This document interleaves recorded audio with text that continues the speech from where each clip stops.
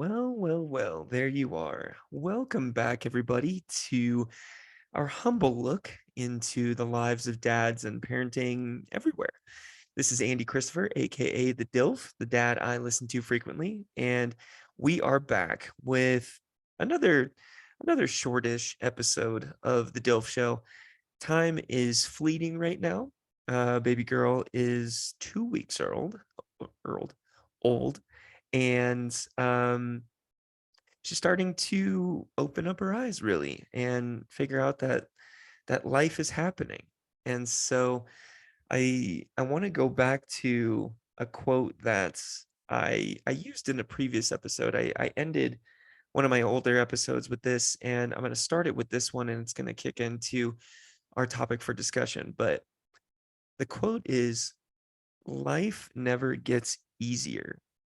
You simply learn to handle the hard better. And now more than ever does this seem beyond relevant, and not just for us, but also for our firstborn son, for Arlo. And on this particular episode, what I want to talk about mostly is just how we prepared him for baby girl, for Alina coming into the world. And he has been so resilient thus far. He has responded so well to her actually being here. It's been incredible. It's made our lives easier. And he still goes through his fits. He still goes through, his bouts and his I wants, I needs. It's mostly just I need right now. I need this. I need this. And he he's also been overtired. He's just not sleeping very well. I'm not sure how long your 2 to 3 year old sleeps, but sometimes he's only sleeping 8 hours, and I think they need to be closer to 12. It's kind of crazy, but overtired and overstimulated. He's got grandparents here, and he's got his derpy old parents to deal with, and then he's got this little girl, this thing that just showed up out of nowhere, even though we prepared him as best as we could. And I'll get into exactly what we did to maybe help you prepare your firstborn. But um to see him interact with her and to watch him evolve as well as a caretaker, as someone who is beginning to understand that the family has grown, beginning to understand his role and responsibility for protection and keeping her safe and making sure she feels loved. It's it's been 10 out of 10 so far. And I know we're not far into it, and there's going to be bumps in the road. I I think back to, the challenges and the obstacles and the competitive nature that my sister and my sister Laura, had with one another growing up. And it wasn't it wasn't really until she went to college that that competitive nature really kind of was shooed aside or swept under the rug or let bygones be bygones, because at that point she was growing up, and I was growing into high school, and there just wasn't time for it. Then we just realized, hey, we just love each other. You're just a cool person. And and then it really just spawned into our ability to really talk openly with one another and share thoughts and feelings about growing up and stuff in our lives or our family or whatever it might be. And so we know that at least for many years, there's going to potentially be a rivalry. But I will tell you right now, Arlo, our oldest, has been just as sweet as could be and has just taken so much stress away from our lives because he's been able to handle this so well. And I told the story on last week's episode about, baby girl being born, that Arlo finally he like wanted to give her a kiss on the lips, and it was so sweet. And now he wants to hold her. He will just randomly walk over to her when she's crying and give her a hug. He is really taking the responsibility and being a helper very seriously, and it's truly amazing to watch. Um, but the months leading up to it, and kind of where the quote comes in is like his life has gotten exponentially harder as well. And so no matter what age you are, you become more resilient through your experiences, and you're able to take certain things in stride that used to throw you completely off the rails. And Arlo has done that in such a short time. He's already shown that he's handling this difficult situation with class and with words that he doesn't even know exist. Emotional intelligence. He's just so capable. It's um awesome to see.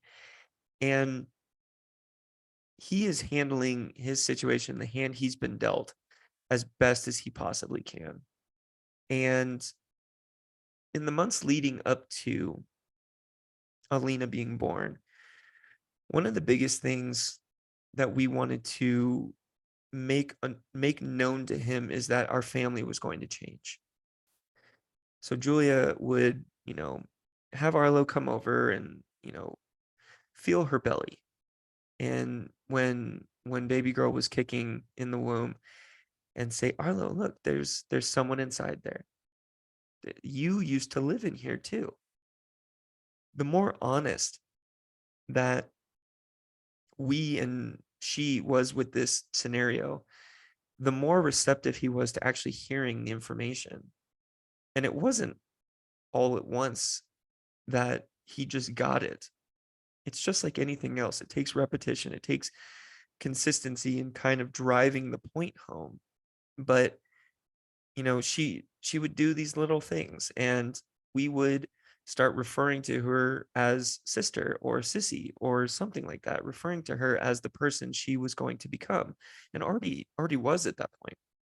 And at first he was just kind of like, yeah, let's just play, let's do our normal routine, let's have fun. And then he really started to feel the kicks, and he really started to hear that she was coming. And it seemed to trigger this in just this quest for knowledge, or this just inquisitive nature inside of him, where he started asking questions or making statements while pointing at Julia's stomach, like, Sissy's in there, or Sissy's coming. And I think it's crucial to just be open and honest as long as you can, for your older children to understand the changes that are coming. And that honesty will it'll start to sink in, and you'll start to see them asking questions and going out of their way to help you or take care of you in a situation. And it's great. It's amazing how their little brains process things that are well beyond their years. But that was probably the most important piece, was just being honest with Arlo about how our family was going to grow, going to evolve, and how he was going to have to adapt and really help us out. Um, another thing that we did was, we took him to Disneyland, and we took the photos. We didn't know whether it was going to be a boy or girl at that point, but we associated positive things with the baby coming. And, Julia would bring it up during bath time, or we'd be sitting down and having a nice dinner, and we'd start talking about how the family was going to grow. We didn't bring it up in times of distress, when he was melting down, or when we were frustrated, or after a long day of work and we just couldn't handle or have the capacity to have that conversation. It was always associating sister with these great moments. Obviously, Disneyland is a bit of an outlier, but there were times when we'd be at the park, and Julia would be sitting there, Arlo would be enjoying himself, and he'd come over for a drink of water, and she'd just bring it up, soon you're gonna have a sister to play at the park with and go on the slides with. And he'd be like, "Oh, sissy," and he'd light up. And it was it was so crucial to what we're seeing now, that all those moments leading up to it, he just forged in his mind that these are going to be good things. Even though you can see that, when she cries, it kind of tenses up and he cringes a little bit. And now he's learning that he wants to make it right. He wants to make it better. And our grandparents being here has aided in that, because they're so helpful that he wants to be helpful as well. And so, since we selected those proper times to present the family growing situation, and the fact that we were having another child, I think that that was really key to his reaction as soon as she was born. We were in the hospital, and he came in and he looked at her at first, and it was just kind of like life is life. There's dad, there's mom, there's everyone, and everyone's happy to see me, and it's great, and I've got my jelly beans, and I'm feeling good. But by the end of that visit, he was walking over to her. He was, kind of stroking her head, and he was saying, "I'm a big brother. I'm a big brother." And it was like this light turned on, that this was a happy moment. This wasn't something to fear, or to be scared by, or to shut down completely and just kind of reject. It was a thing where he saw that, we were tired, we needed help, but that we were happy. And maybe recalling all those other happy moments when we chose to present the information lent itself to that. So the next piece is just don't pick the wrong time to do it. And you can't overdo it. You can't overshare this information and over prepare them for what's coming, because we're all woefully underprepared as soon as baby number 2 got here. But um you just don't hide it from them that something is changing, and picking those right spots to associate it and attribute it to happy moments. I think that's just a good mantra for living, to help reinforce the behaviors, that the good behaviors that you want to see, have it happen when good behaviors are happening and good things are happening. I feel like if, going back, we just would have brought it up, a week before, and Arla would have seen the changes but not understood them. And then all of a sudden, mom and dad are gone for a couple days. He's just with his grandparents for a couple days. It could have been a very different outcome in terms of how receptive he was to her being there. But inherently, he's rough on us. He'll kind of beat the crap out of us, and he'll scream at us, and he'll let us know his big feelings are evident. Like I said, he's like anger from inside out, or the best description we've heard, he's like a Sour Patch Kid. First he's sour, then he's sweet. And the sweet really has come to the surface a lot more quickly than I anticipated. I really thought it was going to take a couple of months. And I think that was one of Julia's fears as well towards the end of her pregnancy, was just, man, we're just blowing this up, and Arlo's doing great at school, and was this the right choice? And inevitably, we always fell back on our why for, why we decided to have a second kid. We both love our siblings, and we knew that we wouldn't be the people that we are in, for all the positive reasons, without that sibling in our life. And to go through, and to people who have 0 or 1 kids, I mean, there's nothing wrong with that. This was just our choice because of our experiences. I don't really think you can go wrong as long as you're open and honest and there for your kid. But we selectively picked some nice moments to make sure that he knew that he was still going to be a priority, and that our family and our love was just going to grow as a result of this new baby girl coming into it. So it's not rocket science. It's not an exact science, but just honesty and preparing them, and finally using real examples. We first started off with holding his little cars and holding his little doll, like his little stuffed animals that were around, saying, look, this is going to be what it's like when Sissy is here. We're going to have to be nice to her. And of course he'll just, at some point he would just throw it against the wall, and we would laugh about it. But it's just like, okay, when your sister's here, you can't do that.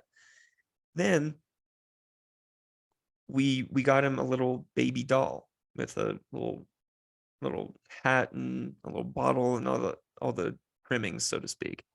And as we started putting together the swing and the bassinet and the changing table, we started putting that little baby into real scenarios and saying, Arlo, do you want to help with Sissy?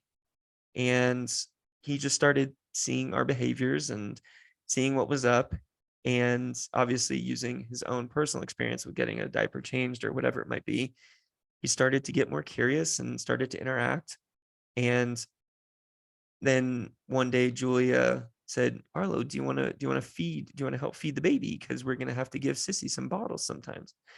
And he took a bottle and he literally held it to this baby doll's mouth, and he was petting her and just being so kind to her.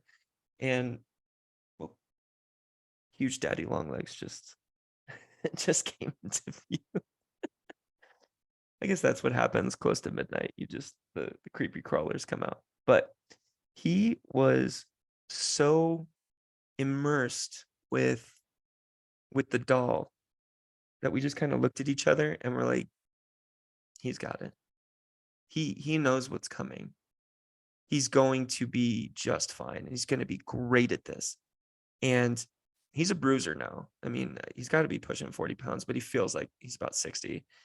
And he is going to be so wonderfully protective of her and show her all the cool things. And we're so excited to see them grow and evolve and learn from one another. It's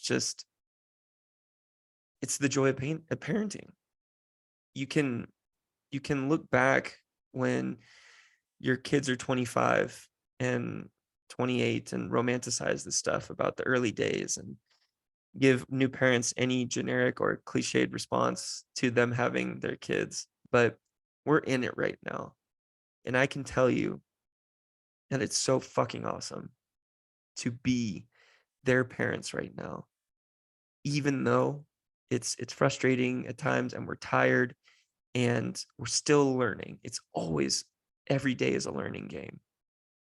I'm looking to the future, and I'm looking ahead, and I'm seeing them share interactions and look in Arlo's eyes, and I just can't wait to see how this family is going to shake out, because I think it's going to be a pretty cool one, to be perfectly honest, perfectly selfish, and somewhat egotistical.